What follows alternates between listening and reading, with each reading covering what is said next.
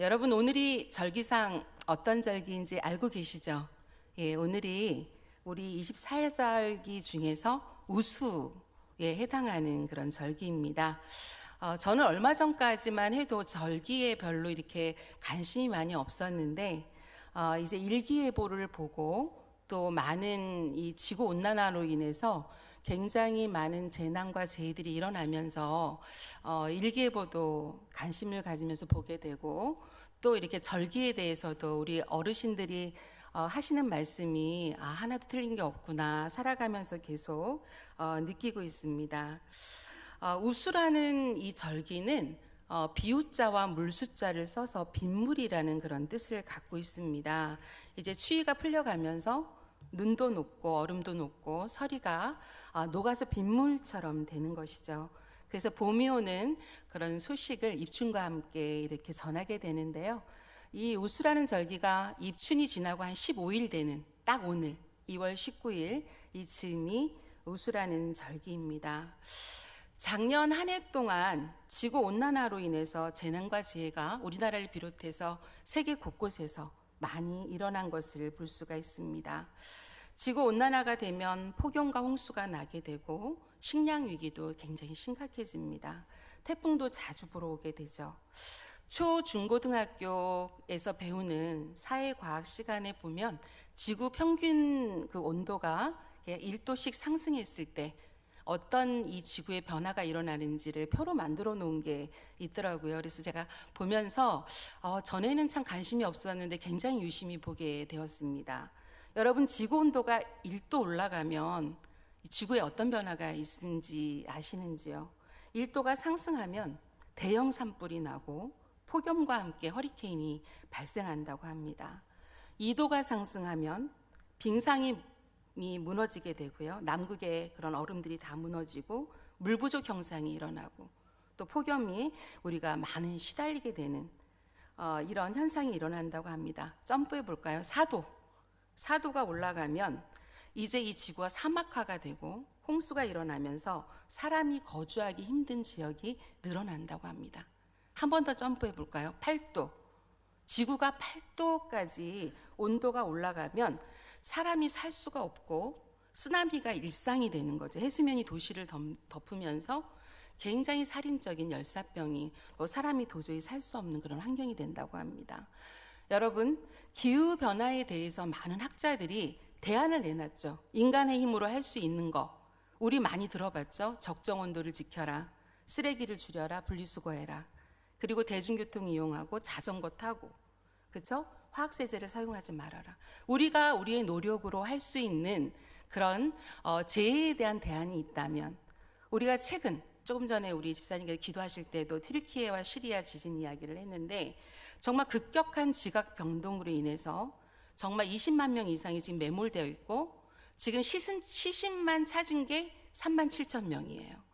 그리고 이제는 구호를 다 철수하는 그런 시점에 이르렀습니다.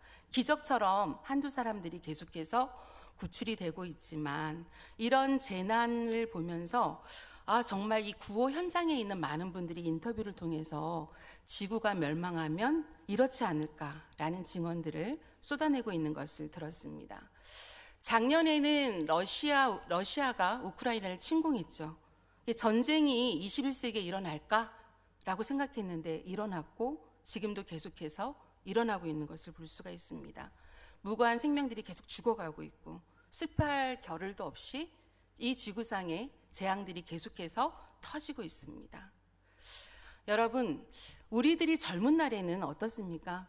죽음이 굉장히 아득히 먼 곳에 있는 것처럼 느껴져서 굉장히 헛되고 헛된 것들을 우리가 많이 쫓게도 되고 많이 시간을 낭비하게 되는 것을 볼 수가 있습니다. 여기에 서 있는 저 또한 굉장히 호기심이 좀 많아서 여기저기 기웃하면서 이 공부하는 데 시간을 좀 많이 낭비하지 않았나 하는 생각이 듭니다.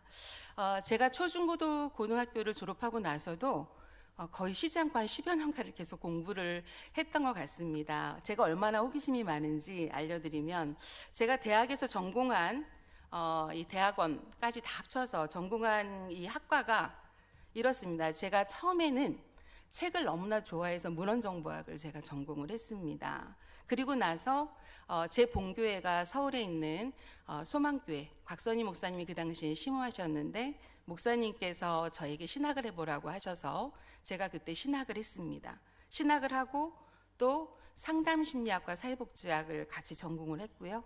그리고 석사에서는 교육학을 전공하고 박사에서는 가족학, 가족상담, 가족치료를 전공을 했습니다. 굉장히 다양한 학문을 이곳저곳을 쫓아가면서 공부를 했습니다. 그런데 이렇게 공부를 하면서 제가 정말 중요한 것이 무엇인지 알았다면 이렇게까지 여기 기웃 저기 지웃 하면서 공부를 했을까, 이런 생각을 했습니다.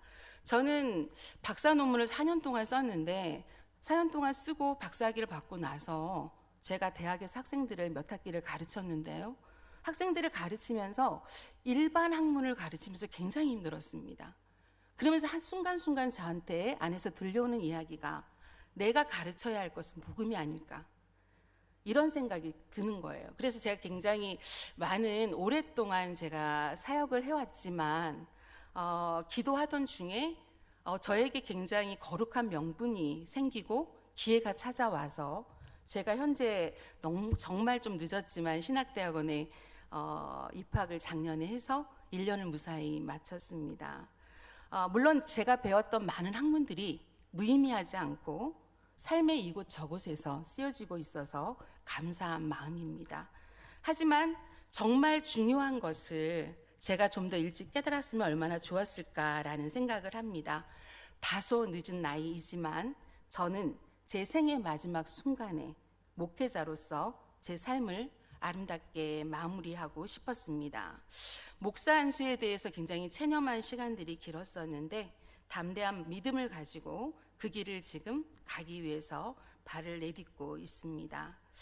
여러분, 오늘 제가 여러분들에게 이렇게 긴 서두를 말씀드린 이유가 있습니다. 여러분들에게 선포하고 싶은 오늘 말씀의 키워드는 아름다운 사명입니다. 우리는 코로나라는 아주 길고 긴 터널을 지나왔습니다. 여전히 경제는 어렵고 미래는 불투명합니다. 하지만 우리에게 하나님이 계십니다. 하나님의 말씀인 성경은 우리에게 현재를 살아가는 지혜와 미래를 볼 수 있는 영안을 열어줍니다. 성경이 우리에게 이런 지혜와 미래를 볼 수 있는 영안을 열어주는데 우리가 그것을 모르지 않죠. 우리에게 주어진 시간이 굉장히 유한합니다. 물론 젊은 사람들은 아직 난 살아갈 날이 많다라고 생각할지 모르겠습니다. 하지만 이제 우리가 노년을 향해서 가는 이 지금 하나님께서 우리에게 허락하신 이 생명의 시간에 여러분들은 무엇을 하시겠습니까? 오늘 성경 말씀에 바울은 사도행전 20장 24절 말씀을 통해서 자신의 아름다운 사명을 분명히 말하고 있습니다. 우리 다시 한번 그 말씀 한번 읽어볼까요? 사도행전 20장 24절 말씀입니다. 시작. 내가 달려갈 길과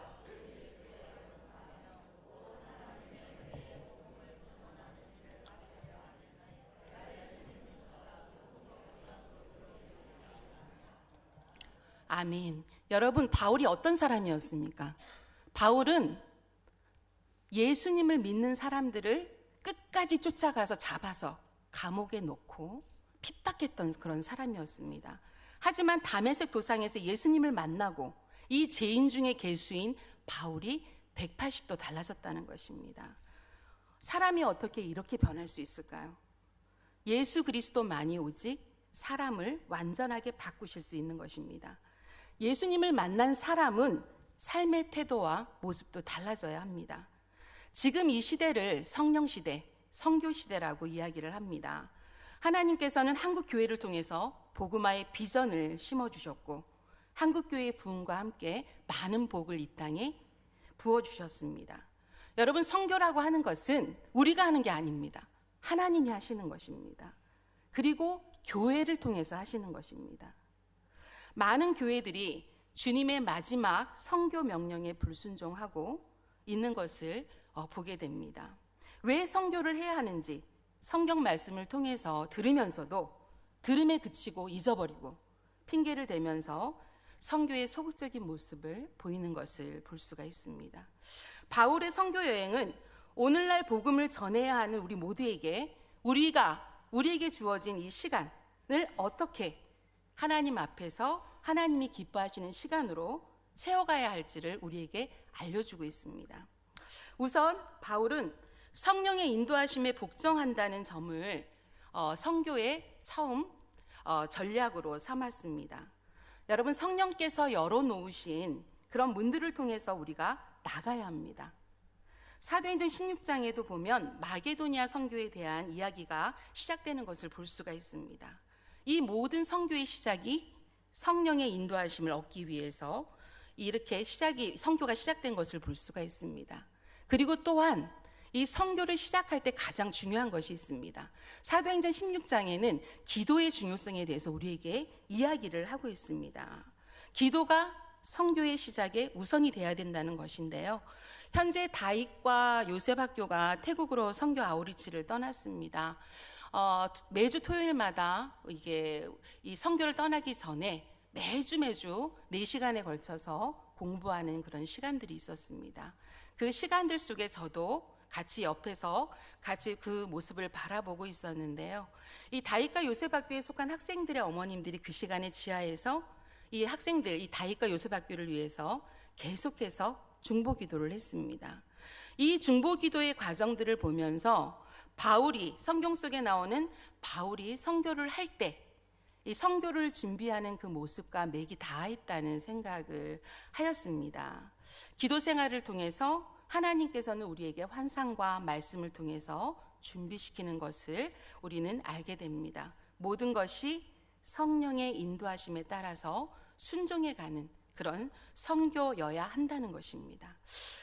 두 번째로는 바울은 복음의 진리를 전할 때 굉장히 똑똑한 사람이었잖아요. 굉장히 고수였지만 굉장히 융통성을 발휘했다는 것입니다.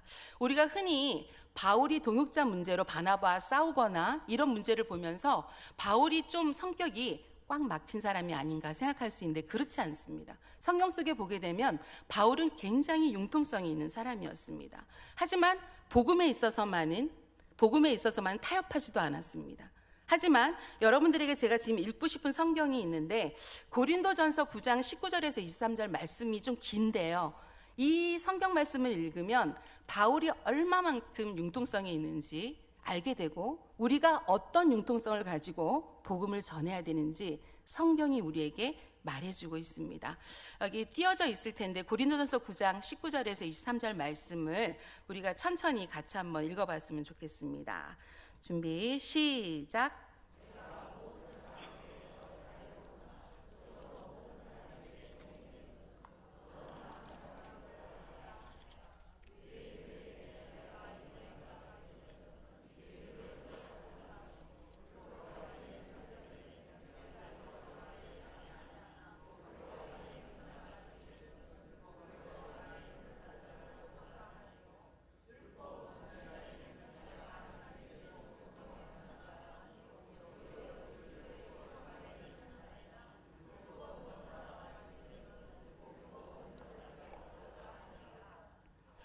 자들에게 내가 약한 자와 된 것은 약한 자들을 얻고자 함이요 사람에게 여러 모습이 된 것은 아무쪼록 몇 사람이라도 구원하고자 함이니 내가 복음을 위하여 모든 것을 행함은 복음에 참여하고자 함이라. 아멘. 여러분, 제가 굵은 글씨로 해놓은 부분 보이시죠? 내가 여러 사람에게 여러 모습이 된 것은 아무쪼록 몇 사람이라도 구원하고자 함이라.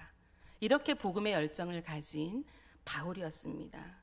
물론 융통성이라고 하는 것은 가끔 오해를 낳기도 합니다. 왜 저 사람 이랬다 저랬다 하지? 라고 하는 오해를 낳을 수도 있지만 바울은 기독교의 구원, 핵심이 되는 것은 절대로 타협하거나 훼손하지 않고 양보할 것은 양보하고 순응하면서 복음을 전파한 것을 볼 수가 있습니다.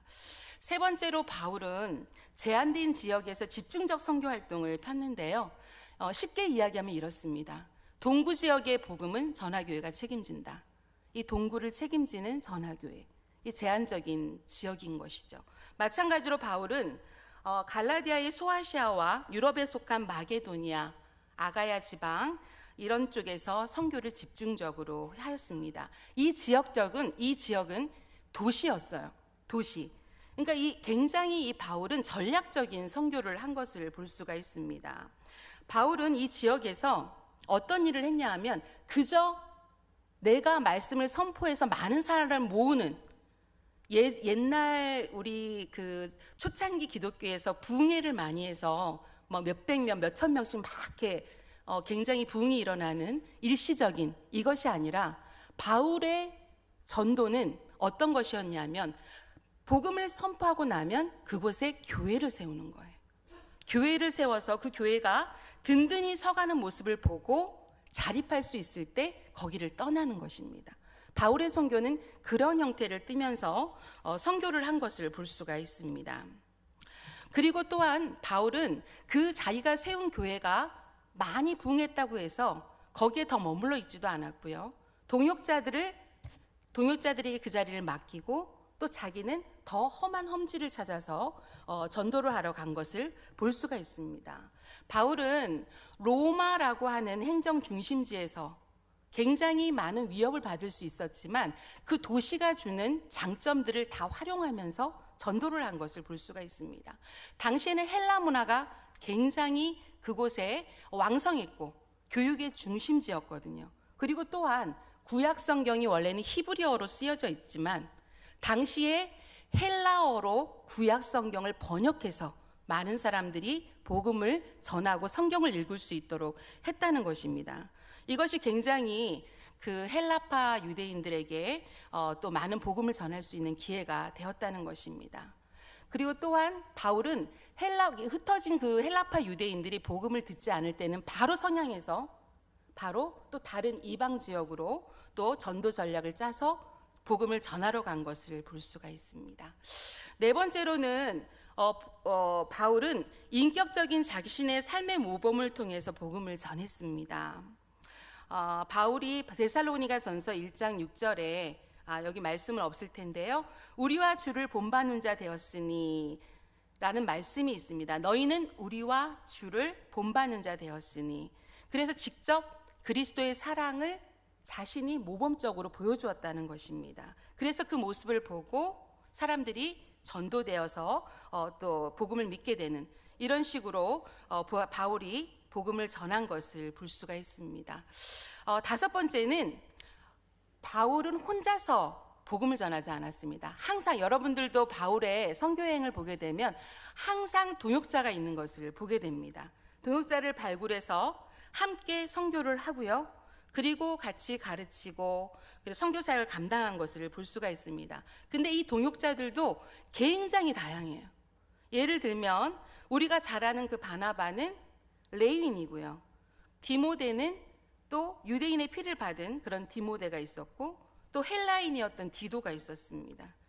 이런 식으로 유대인이 아니었던 누가도 있었고 해당장인 소스데네도 있었고 이런 식으로 굉장히 다양한 지역에 다양한 신분을 가진 열거하기 어려울 정도로 많은 동역자들을 함께하면서 동역자들 선교사로 양육하고 키워내는 그런 선교 리더의 모습을 바울이 가지고 있었다는 것입니다.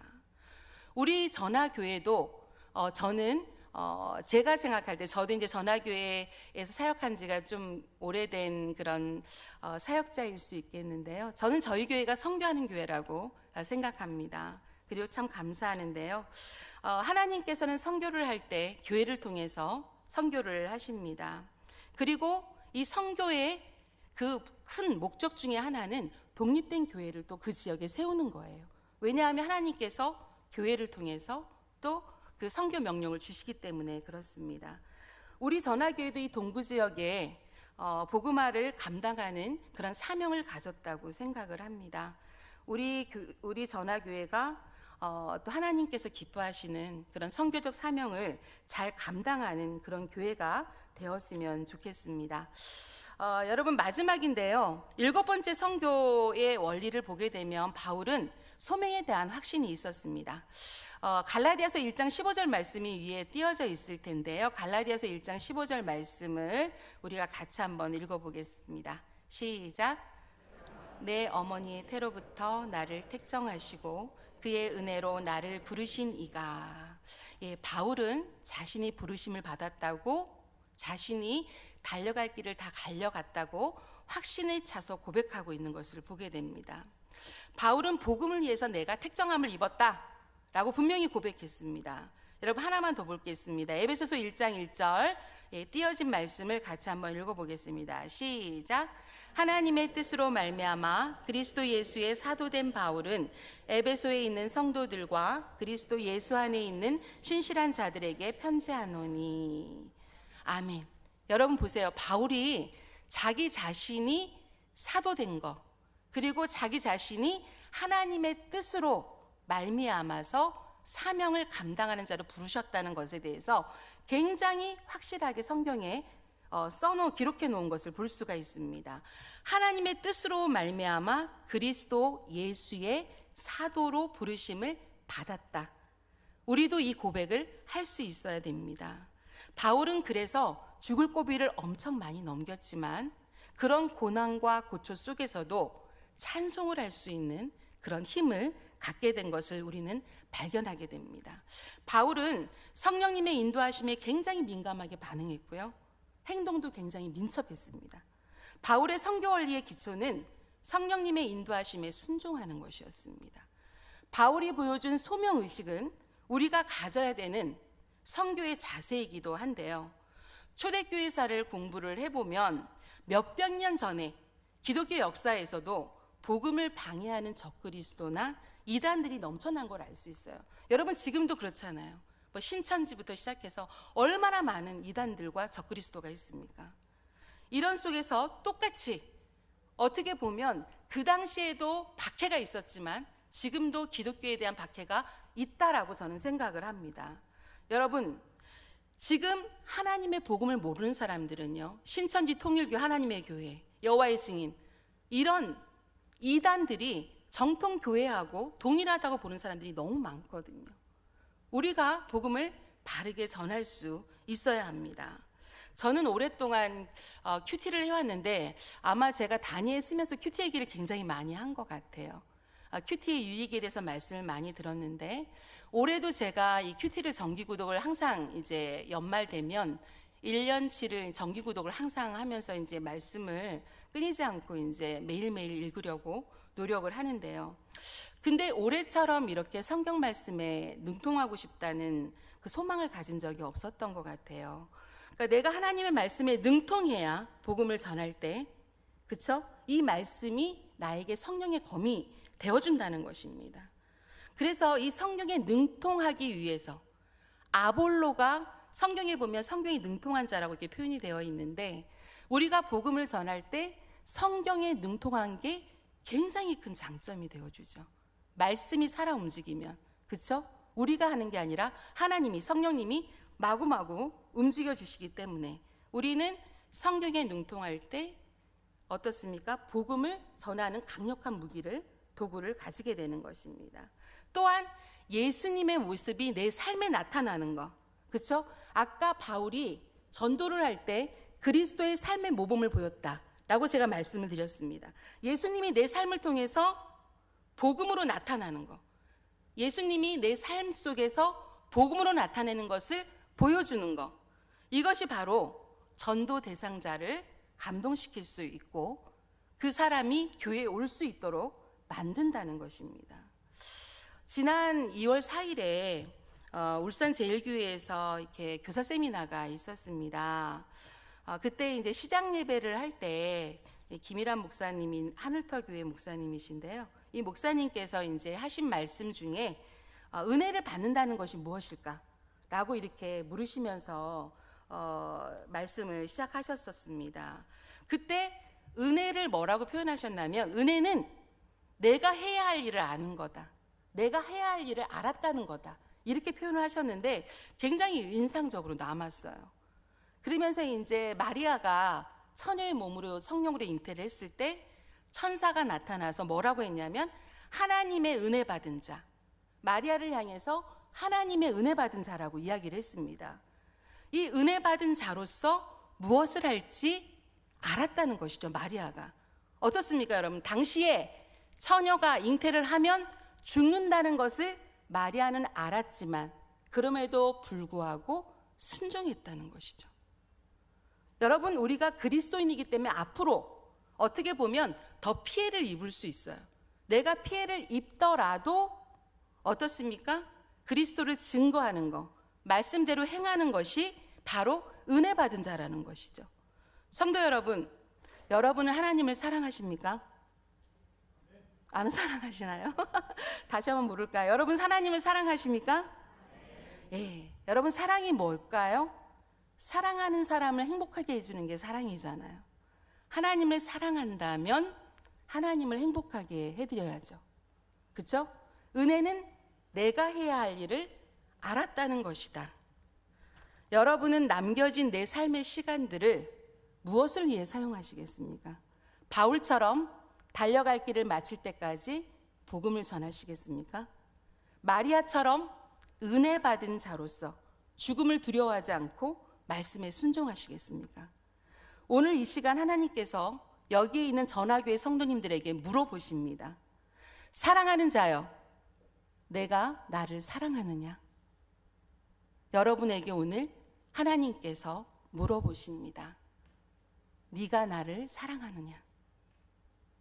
이 대답에 마리아처럼 순종하며 바울처럼 분명하고 확신하게 고백할 수 있는 우리 모두가 되기를 간절히 소원합니다. 기도하시겠습니다.